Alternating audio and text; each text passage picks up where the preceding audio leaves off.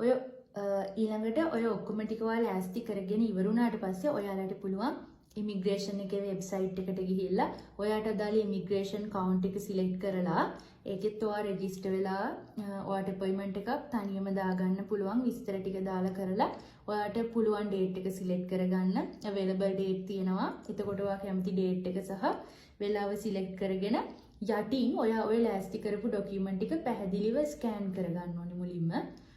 කැම් scan app එක අරගෙන ඉවර වෙලා ස්කෑන් කරගෙන වෙන වෙනම ඒ ටික PDF කරලා හදාගන්න. මොකද ඔන්ලයින් අපොයින්ට්මන්ට් එක දාද්දී ඔයා ඩොකියුමන්ට්ස් ටික අප්ලෝඩ් කරන්න ඕනේ. මැරේජ් සර්ටිෆිකේට් එක ට්‍රාන්ස්ලේට් කරලා සීල් වෙදිලා තියෙන එක, ඊළඟට ඔය මෙහෙන් ගත්ත ඩික්ලරේෂන් එක, බැංකි ස්ටේට්මන්ට් එකක් ගන්න ඕනේ. බැංකි ස්ටේට්මන්ට් එකේ ෆයිනල් බැලන්ස් එක පැහැදිලිව පේන්න තියෙන බැංකි ස්ටේට්මන්ට් එකක් අපි අප්ලෝඩ් කරන්න ඕනේ. අපේ account එකේ මේ ගාන තියනවා කියන එක ඔප්පු කරන්න. ඊළඟට අර මං ගන්න කිව්ව මෙඩිකල් එක දින 30ක් පැනලා නැති වෙන්න තියෙන්න ඕනේ ඒක අප්ලෝඩ් කරාදී. ඩික්ලරේෂන් එක, වයිෆ් ගේ ෆොටෝ එක ඒකෙත් PDF එකක් හරි JPG එකක් හරි අප්ලෝඩ් කරන්න ඕනේ ඔන්ලයින් අපොයින්ට්මන්ට් එක දාන්න. ඉතින් ඒ විදිහට ඔයාට පුළුවන් ඉමිග්‍රේෂන් එකේ වෙබ්සයිට් එකට ගිහිල්ලා ඔයාට ඔන්ලයින් අපොයින්ට්මන්ට් එකක් දාගන්න. හදිසියෙවත් ඔයාට ඔන්ලයින් අපොයින්ට්මන්ට් එක මෙහෙම කතාවක් තියෙනවා දැන්. ඔන්ලයින් අපොයින්ට්මන්ට් එක දාද්දී ඔය හැම ඩොකියුමන්ට් එකක්ම රෙඩි වෙලා තියෙන්න ඕනේ නැහැ. දින ඉස්සරහට බුක් වෙලා තියෙනවා නම් දැන් සමහර ඉමිග්‍රේෂන් තියෙනවා. ඔය උදාහරණයක් විතර ගන්න අපි මේ මාසේ ලොග් වෙලා බැලුවොත් තව මාස 4ක් ඉස්සරහට තමයි ඒගොල්ලොන්ගේ අවైలබල් ඩේට් එකක් තියෙන්නේ. ඉතින් එහෙම තියෙනවා නම් ඔයා වෙලාසන ඩේට් එකක් බුක් කරලා තියාගත්තට කමක් නැහැ. ඔයාට මාස 4 තුල අනිත් ඩොකියුමන්ට්ස් වැඩ කටයුතු කරගන්න පුළුවන් නම්. එහෙම නැතුව ළඟ දින තියෙනවා නම් ඔයා ඔක්කොම ටික ලෑස්ති කරගෙන ඉවර වෙලා එකපාරම අපොයින්ට්මන්ට් එක දාන්න. මොකද ඔයා මාස 4ක් ඉස්සරහට තියේදී ඩේට් එකක් බුක් කරගනිද්දී ඔයාගේ TRC එක වගේ ඩොකියුමන්ට් එකක් විතරක් අප්ලෝඩ් කරලා අපොයින්ට්මන්ට් එකක් දාලා තියාගන්න පුළුවන්. නමුත් ඔයාට නැවතත් ඔයා එතනට දෙන ඊමේල් එක අනිවාර්යෙන් වැඩ කරන ඊමේල් එකක් සහ ෆෝන් නම්බර් එකක් දෙන්න අපොයින්ට්මන්ට් දානකොට ඒ ඊමේල් එකට ඔයාට නැවතත් ඊමේල් එකක් එනවා දවස් 10ක් ඉවර වෙන්න කලින්. ඒ කියන්නේ ඔයාගේ අපොයින්ට්මන්ට් එක දාලා තියෙන්නේ මේ මාසේ 31 කියන්නකො. එතකොට අනිවාර්යෙන් 31ට දවස් 10ක් ඉවර වෙන්න කලින් ඔයා ඒ අප්ලෝඩ් කරන්න තියෙන සියලුම ලියවිලි ටික හරියටම අප්ලෝඩ් කරන්න ඕනේ. දවස් 10ක් ඉස්සරහට තියලා ආපස්සට. දැන් 31 නම් 31ට ඉවර වෙන්න දවස් 10කට උඩදී. කියන්නේ දවස් 10ක් උඩදී ඒ ටික අප්ලෝඩ් කරගන්න ඕනේ. නැත්නම් ඔයාගේ අපොයින්ට්මන්ට් එක කලින් දාලා තිබ්බට වැඩක් නැහැ. කැන්සල් වෙලා යනවා. අන්න ඒ නිසා හොඳයි ඉතින් ඔක්කොම ටික ලෑස්ති කරගෙනම ඔයා අපොයින්ට්මන්ට් එකක් දැම්මොත් ඒක තනියෙන් කරගන්න අමාරු වෙන්නත් පුළුවන්. නැත්නම් ඉතින් ඒක කරගන්නත් පුළුවන්. දැන් chat GPT තියෙනවා. ඔයගොල්ලන්ට සපෝට් එකක් ගන්න පුළුවන්. එහෙම ඒත් අමාරු කවුරු හරි ඉන්නවා නම් මගේ නම්බර් එකට මැසේජ් එකක් දාන්න. නැත්නම් ඔයගොල්ලෝ තනියෙන් ඒ ටික කරගන්න. ඉතින් ඔයා අපොයින්ට්මන්ට් එක දාගත්තට පස්සේ අන්න ඒ අපොයින්ට්මන්ට් එක දාසට අර ලෑස්ති කරගත්ත ඩොකියුමන්ට්ස් වෙනම ෆයිල් දෙකකට හදාගන්න. මැරේජ් සර්ටිෆිකේට් ඩික්ලරේෂන් ඒ ඔරිජිනල් සෙට් එක වෙනම සහ ඒ හැම ඔරිජිනල් එකකම කොපියක් දාලා වෙනම ෆයිල් එකක්. ඔරිජිනල් සෙට් එකයි කොපි ෆයිල් එකයි වෙනම හදාගන්න. කොපි ගන්නකොට දෙක ගන්න කෝකටත් කියලා ස්ටෑන්ඩ් බයි ඔයාගේ ගෙදරත් කොපි සෙට් එකක් හරි ගස්සලා තියන්න.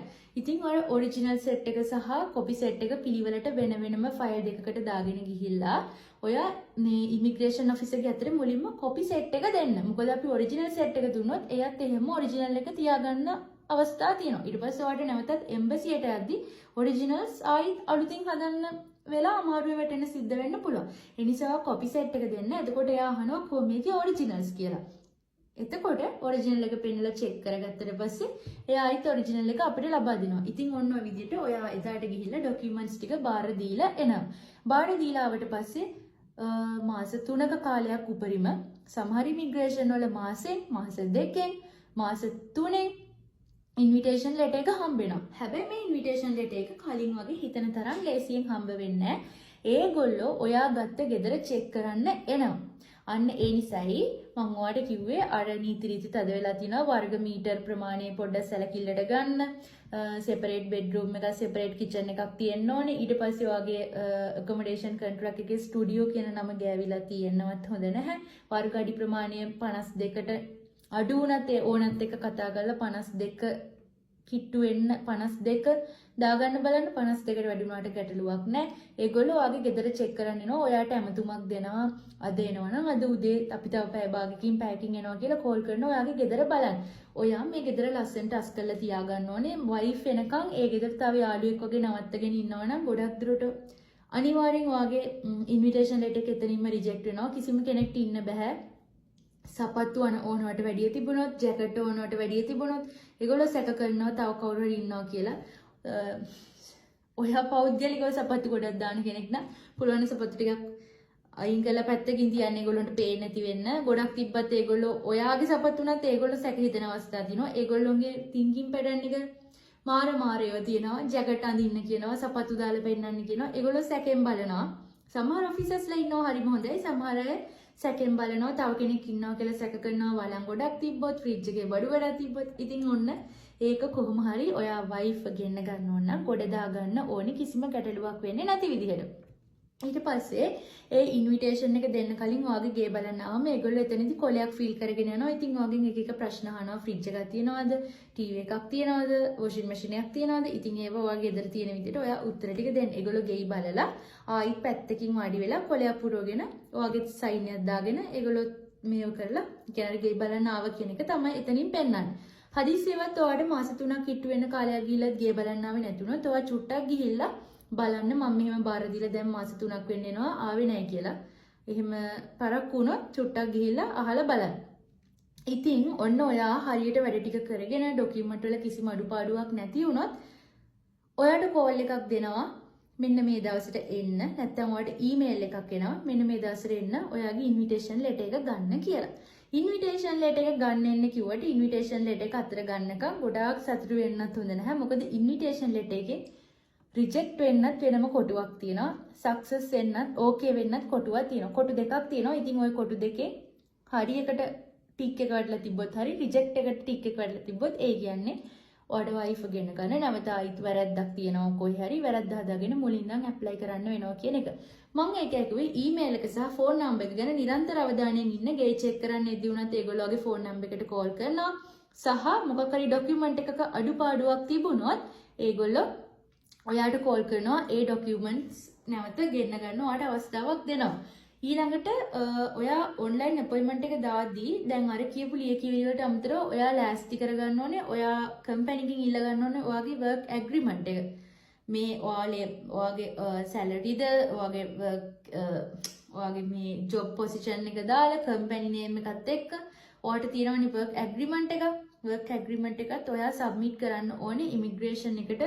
ඒකත් HR ගෙන් ඔයාට පුළුවන් රික්වෙස්ට් කරගන්න වර්ක් පර්මිට් එක වර්ක් ඇග්‍රීමන්ට් එක ඒව HR ගෙන් ඉල්ල ගන්න පුළුවන්. ඊළඟට සැලරි රිපෝට් එකක් ඔයාට HR ගෙන් ඉල්ල ගන්න සිද්ධ වෙනවා. ඒකත් HR ට කිව්වහම ඒ සැලරි රිපෝට් එකක් ඕනේ කියලා ඒකත් එයා ඔයාට දෙනවා. ඒ දේවල් කරන්න ඕනේ. මෙතනදී ඔයාලා ඉමිග්‍රේෂන් එකට ડોකියුමන්ට් සබ්මිට් කරලා මාස 3ක කාලයක් යනකම් අර ලේ 12150 ඔයාගේ account එකේ හෝල්ඩ් කරන් ඉන්න දේ තමයි හොඳම දේ. මොකද ඒගොල්ලෝ ආයිත් එකපාර ඔයාට අර මාස 3 කාල සීමාව ඇතුළත නැවත බැංකි ස්ටේට්මන්ට් එකක් ගෙනත් දෙන්න කියලා කෝල් කරලා කියන්න පුළුවන්. හදිසියෙවත් ඒ වෙනකොට ඔයාගේ account එකේ සල්ලි තිබුණේ නැති වුණොත් ඔයා ලොකු අමාරුවක වැටෙනවා. සහ ඒගොල්ලෝ ඒක බැලන්ස් එක චෙක් කරන්න පුළුවන් කියලා තමයි කියන්නේ ඒගොල්ලොන්ට. මම ඒක ඇත්ත නැත්නම් හරියටම දන්නේ නැහැ. නමුත් මටත් හිතෙනවා ඒගොල්ලෝ එහෙම චෙක් කරන්න පුළුවන් කමකුත් ඇති කියලා. ඒගොල්ලොන්ට ඇක්සස් ඇති. ඉතින් හොඳම දේ තමයි ඔයා රිස්ක් එකක් ගන්න ඕනේ නැහැ. සල්ලි ටික මම එක ඇකුවේ කලින් ඉඳන්ම ලෑස්ති කරගෙන ඉන්න. එතකොට ඔයාලට පුළුවන් ඒක කිසිම ප්‍රශ්නයක් නැතුව ඔයාගේ සල්ලි account එකේ hold කරගෙන ඉන්න ඒ මාස 3. ඉතින් ඉන්විටේෂන් එක ලැබුණාට පස්සේ ඔන්න ඔයාට තියෙන ඊළඟ වැඩේ තමයි ඒ ඉන්විටේෂන් එකත් එක්ක ඩොකියුමන්ට්ස් ටික ආයිත් නැවතත් පරිස්සමට ලංකාවට වයිෆ් ගේ අතර ලැබෙන්න සලස්වන්න ඕනේ. මොකද අපි ලංකාවේ ආයිත් වීසා ගහගන්න එම්බසි එකටත් අපිට සිද්ධ වෙන අපොයින්ට්මන්ට් එකක් දාගන්න. ඉතින් ඒ ලංකාවේ තියෙන එම්බසි එකට ඉන්විටේෂන් ලෙටර් එක හම්බුණා කියලා අපිට පටස් ගාලා රුමේනියාවට එන්න බෑ. ඉතින් ඊළඟ යුද්ධය තමයි එම්බසි එකෙන් වීසා එක ගහගන්න එක. දැන් කලින් නම් ඇත්තටම ඉන්විටේෂන් එක හම්බුණා කියන්නේ එම්බසි එකෙන් වීසා එක ෂුවර්. නමුත් දැන් ඇත්තටම වීසා එක අතට අරන් පාස්පෝර්ට් එක අතට අරන් වීසා එක වැදිලාද කියලා බලනකම්ම වීසා එක ෂුවර් නැහැ. මොකද මේගොල්ලෝ ආයිත් ඉන්ක්වයරි එකක් සැරටම කරනවා සමහර වෙලාවට එම්බසි එකෙන්. අර කියන්නේ එකපාරක් බලන්න ආපු ගෙයි එම්බසි එකෙන් ආයිත් යවන අවස්ථා තියෙනවා ගිහින් බලන්න මේ ගෙයි. ආයිත් බලන්න කියන එක ආයිත් සහ බැලන්ස් එක චෙක් කරනවා. හොඳම දේ තමයි ඒක. ওই 12150 ආයිත් හොල්ලන්න ඕනේ නැහැ. ඒක දිගටම තියාගන්න බලන්න. මොකද ආයිත් එම්බසි එකනොත් බැලන්ස් එක චෙක් කරලා බලන අවස්ථා තියෙනවා. ඉන්විටේෂන් එක ලෙටර් එක ගන්නකම් විතරද සල්ලි තියාගෙන ඉඳලා තියෙන්නේ. දැන් නැද්ද?